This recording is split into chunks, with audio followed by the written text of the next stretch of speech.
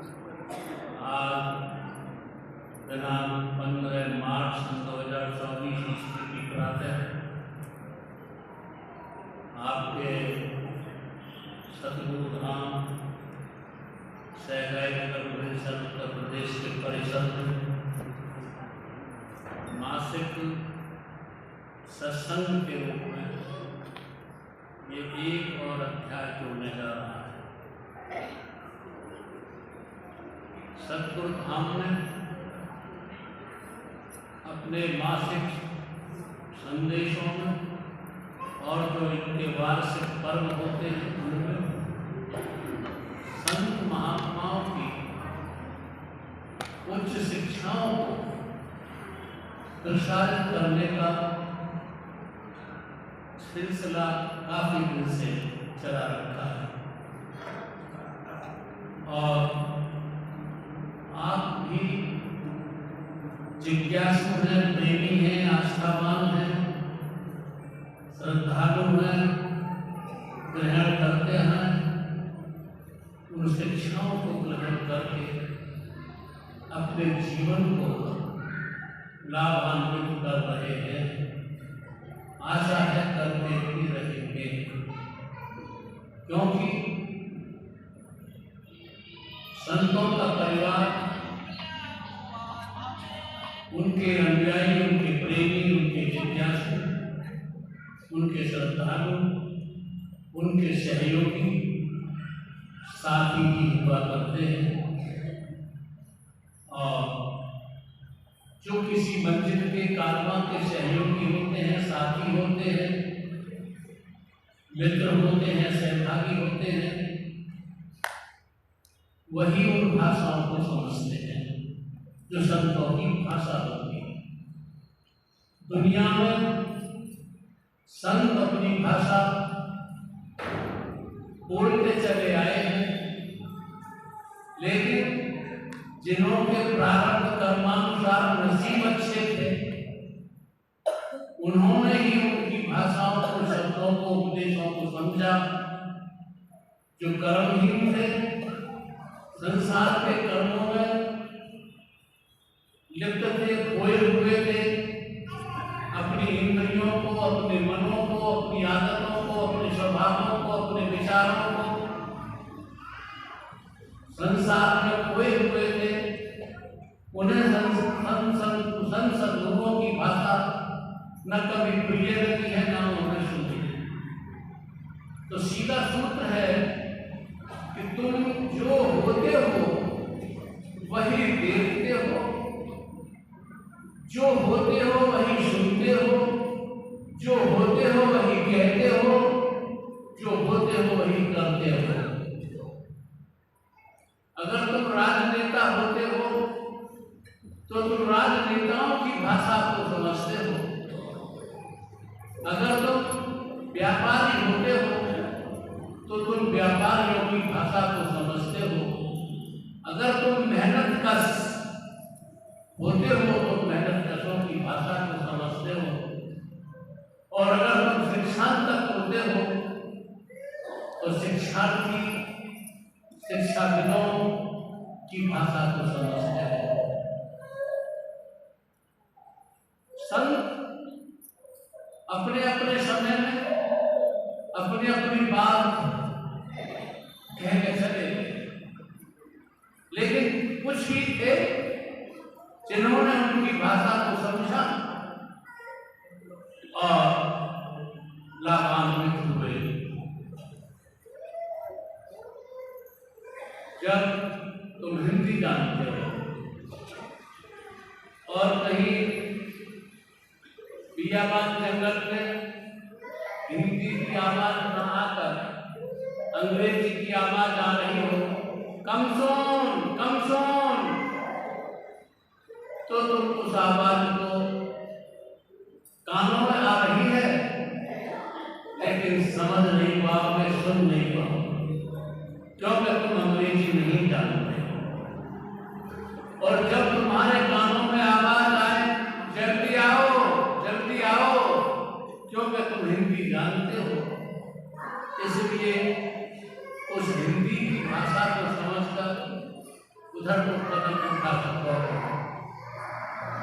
और बचपन में वह देखा करता था, अब भी यांत्रिक युग है, मशीनरी ने काम ले लिया है। पहले बैल चला करते थे, हलों में किसान बैलगाड़ियों में, दायों में बैल जोता करते थे। तो जब चलाया करता था तो वो हिंदी या अंग्रेजी में बात नहीं करता था किसान। वो कहता था टिक टिक टिक टिक टिक टिक। जब टिक टिक का कोई ना हिंदी में शब्दार्थ है, ना अंग्रेजी में शब्दार्थ है, ना उर्दू में शब्द टिक टिक। तो टिक टिक से पाया घूम जाता, हाँ हाँ हाँ हाँ, तो वो पाया घूम जाता। और जब उसे तेज रफ्तार में दौड़ाना होता था बैल, तो ये कोई भाषा नहीं, लेकिन वो भाषा को पशु बैल समझता था। ऐसे ही जो मन के तल पर जिंदगी जीने वाले लोग हैं, जो अपनी इंद्रियों के भोगों में लिप्त रहकर जिंदगी जीने वाले लोग हैं, जो अपने किन्हीं विचारों को अपने मस्तिष्क पर, अपने बुद्धि पर जमा करके विचारों पर जीने वाले लोग हैं, जो किन्हीं पूर्व नीतियों, धारणाओं, विश्वासों पर जिंदगी जीने वाले लोग हैं, वो केवल उन्हीं नीतियों को, विचारों को, धारणाओं को समझा करते हैं। संतों की भाषा कौन समझेगा? संतों की भाषा वही समझेगा जिस हम संसार में रहते रहते संसार की भाषा समझते हैं। संसार में जो कुछ भी प्रचलन है, योगों का, सिद्धियों का, कर्मकांडों का, क्रियाओं का, परंपराओं का, उसके दायरे में ही हम जिए चले जा रहे हैं। लेकिन संत हर समय पर ऊपर की भाषा बोलते चले आए हैं। लेकिन जो मन के तल पर, बुद्धि के तल पर, विचारों के तल पर, इंद्रियों के तल पर जिंदगी जी रहे हैं, ऊपर की भाषा संतों के ऊपर की भाषा नहीं समझ पाते। तुम संतों के वंशज हो, तुम संतों के वंशज होने के कारण तुम्हारे और संसार के व्यक्तियों के संस्कारों में भिन्नता है। संसार के व्यक्ति शराब पीते हैं, मांस खाते हैं, जुआ खेलते हैं, व्यभिचार करते हैं और न जाने कितने कितने कुकर्म करते हैं। तुम उनसे बचकर के, संसार के कर्मों से बचकर के, संतों के द्वारा निर्धारित हुए कर्म, सत्संग है, भजन है, ध्यान है, परमार्थ है, सेवा है, इन कर्मों में लगे हुए हो। तुम्हारी सोच संसारी सोच के व्यक्ति से भिन्न होती है। और संतों की भाषा को पिंड के नीचे दर्जे के इस तरह की प्राणी नहीं जानते। तो मैं थोड़ा सा बुद्ध जगत की ओर ले चलता हूं। कौशल नरेश राजा था और पहले, आज तो आधुनिक युद्ध हो रहे हैं, आसमान में ही हार जीत हो जाती है, आसमान में ही, अंतरिक्ष में ही अणु, परमाणु, क्वांटा, प्रोटॉन आदि हार जीत के युद्ध चलते रहते हैं। अंतरिक्ष में अड्डे बन रहे हैं लोगों के, समुद्र के तल में बन रहे हैं, अपने अपने देशों में बालू के ढेर लगे पड़े हैं। लेकिन पहले युद्ध होते थे आमने सामने, पैदल सेनानी लड़ते थे, घोड़ों से, हाथियों से नहीं। तो कौशल नरेश भी युद्ध करता था, तो उसके पास एक हाथी था, उसका नाम ऐतरेक रखा गया। ऐतरेक पाली भाषा में एक जुझारू योद्धा के रूप में वर्णित किया जाता है। दुश्मन की तीरों की आघात होती थी, बौछार होती थी, लेकिन वो हाथी कभी मुड़ता नहीं था, कष्ट से मस्त नहीं होता था, विजय स्थल पर थमा रहता था, रुका रहता था। और उस राजा की विजय का श्रेय उस हाथी को ही गया करता था, इसलिए उसका नाम ऐतरेक रख दिया गया। और जो राजा थे उन्होंने उस ऐतरेक हाथी को खरीदने के लिए बहुत बहुत पैसे लगाए, सोना चांदी बदले में देने का प्रस्ताव रखा, लेकिन कौशल नरेश ने उस हाथी को नहीं बेचा और सारी विजय यात्राओं का श्रेय उस हाथी को ऐतरेक को गया। कालांतर धीरे धीरे ऐतरेक हाथी बूढ़ा हुआ और बूढ़ा हुआ। आज हम और तुम भी जो हमारे शरीर की स्फूर्ति जवानी में या बचपन में होती है, वो बुढ़ापे में नहीं होती है। हमारी बुढ़ापे में ऊर्जा क्षीण हो जाती है और इंद्रियां हमारी निष्क्रिय हो जाती हैं। तो उस हाथी को भी बुढ़ापे में घेर लिया और बुढ़ापे में जब घेर लिया, हाथी को जर्जर हो गया। एक दिन वो पानी पीने के लिए जिस कुंड में गया, तो पानी पीने का जल संग्रह करने का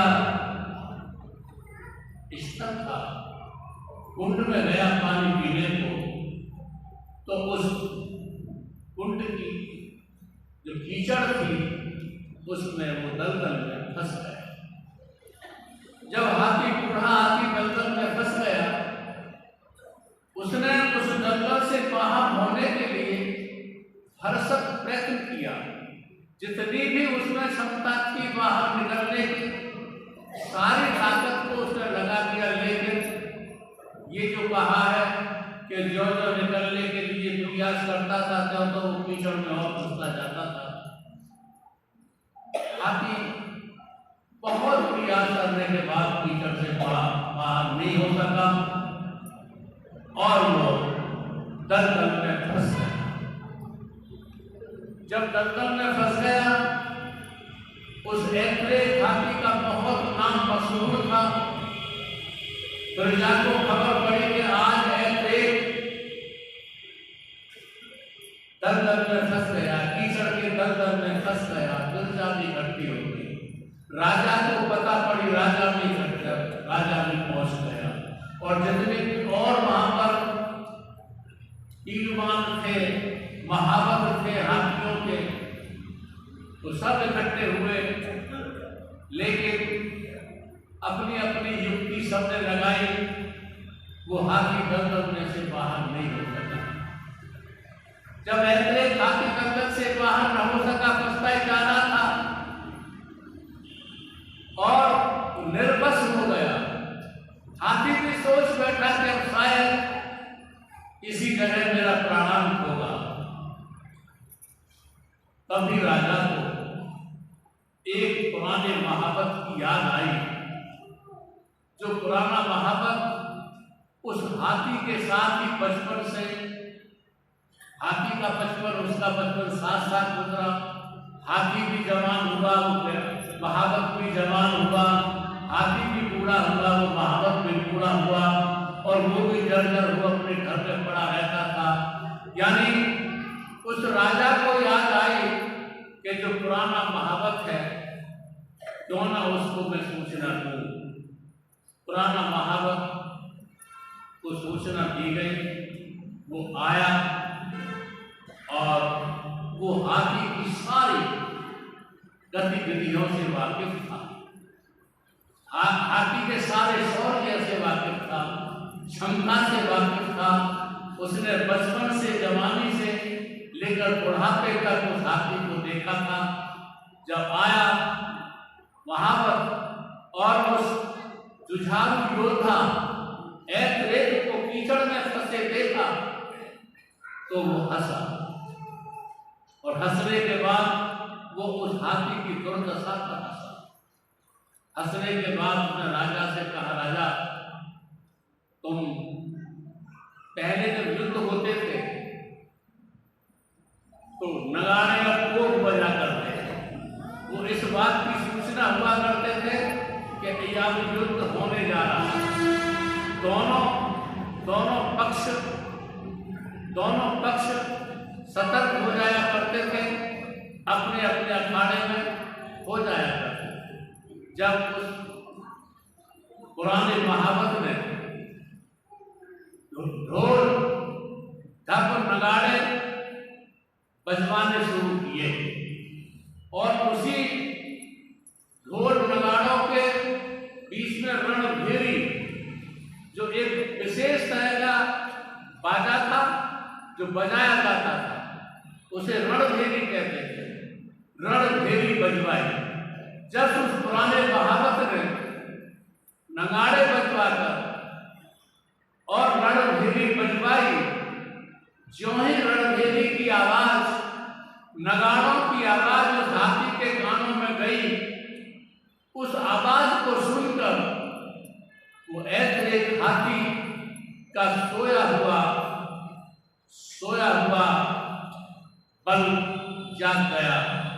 उसकी जरा जीर्ण हुई बुढ़ापे की इंद्रियां जागरूक हुई, उसकी जवानी उभर कर आई, खून दौड़ पड़ा नया, और वह रणभेरी की आवाज सुनकर एकदम भूल गया कि मैं कीचड़ में फंसा पड़ा हूं, भूल गया कि मैं जरा जीर्ण बूढ़ा हूं, और एकदम रणभेरी की आवाज सुनकर खड़ा हो गया और कीचड़ से निकलकर किनारे पर आ गया। और उसने वही चिन्हार, जो चिन्हार को रणयुद्ध में मारा करता था, उसके बुढ़ापे की चिन्हार भी दब गई रणभेरी की आवाज सुनकर और निकल आया। जब हाथी रणभेरी की आवाज को सुनकर कीचड़ के दलदल से बाहर हुआ, उस समय उस प्रजा के बीच में भगवान बुद्ध के भी कुछ भिक्षु सन्यासी मौजूद थे, और उन भिक्षुओं ने उस हाथी के सारे जौहर को देखा, और देखने के बाद जब भगवान बुद्ध के पास पहुंचे तो उन्होंने उस हाथी का जिक्र भगवान बुद्ध से किया।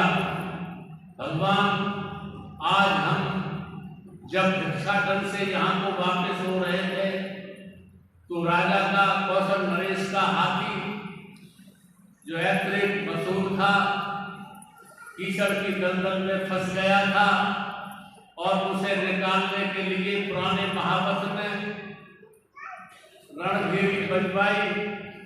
रणभेरी की आवाज को सुनकर हाथी कीचड़ से मस्तानावार अवस्था में बाहर हो गया।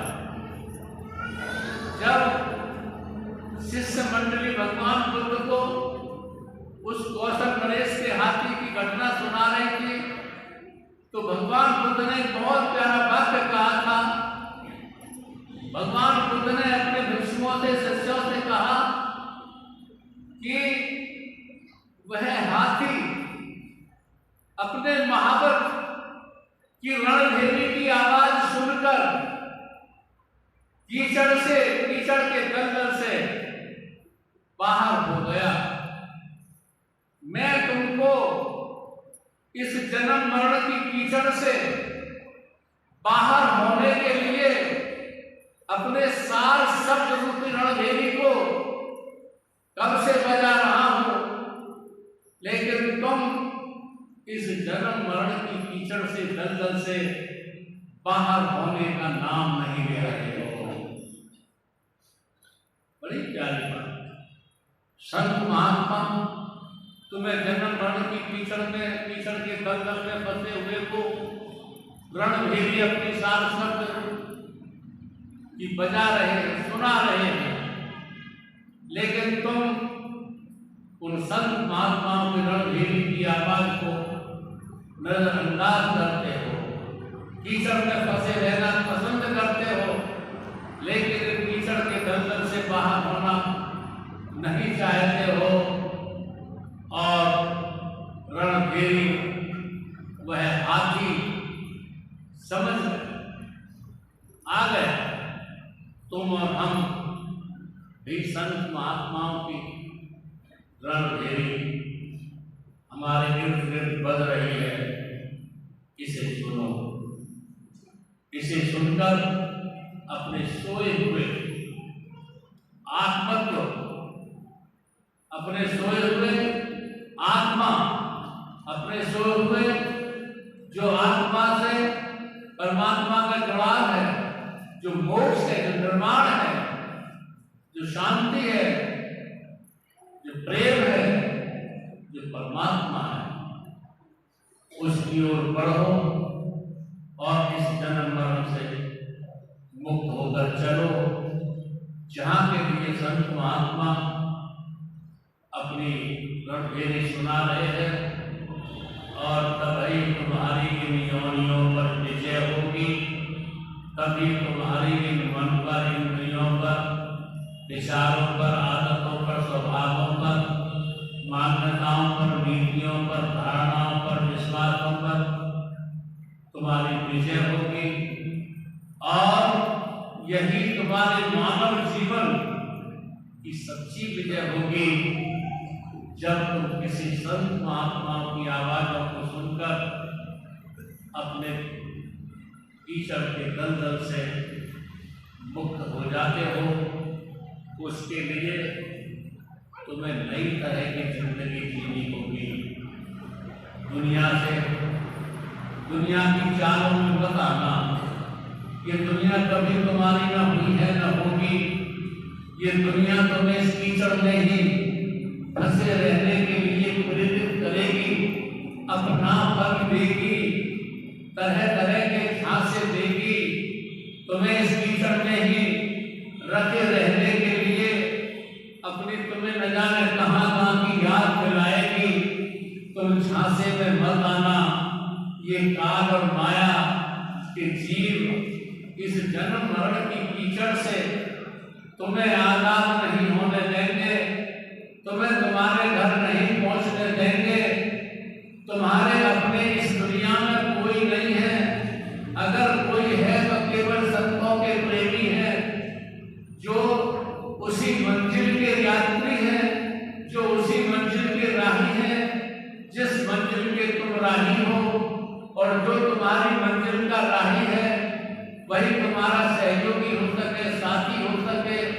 और जो तुम्हारी मंजिल का राही है, सहयोगी नहीं है, जिसे गुरु भाई कहते हैं, जिसे सत्संगी कहते हैं, गुरुमुखी कहते हैं, जो तुम्हारी मंजिल का राही नहीं है, वो दुनिया का राही है, नरकों की ओर जा रहा है। नरकों की बहुत क्वालिटी हमारे ऋषि मुनि संत महात्मा ने बयान की है।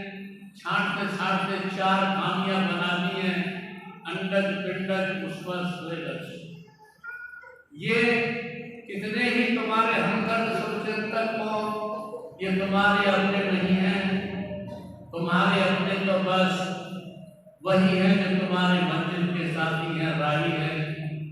उन्हीं के बीच में रहकर अगर भूल चूक हो जाती है, भूल जाते हो भजन को, सत्संग को, सेवा को, परमार्थ को, इन साथियों से याद करके अपनी मंजिल में बढ़ते रहो। यही सत्संग की उद्देश्य है, यही आज तुम्हारी जरूरत है, यही तुमको इस कीचड़ से निकलने का संयोग और शुभ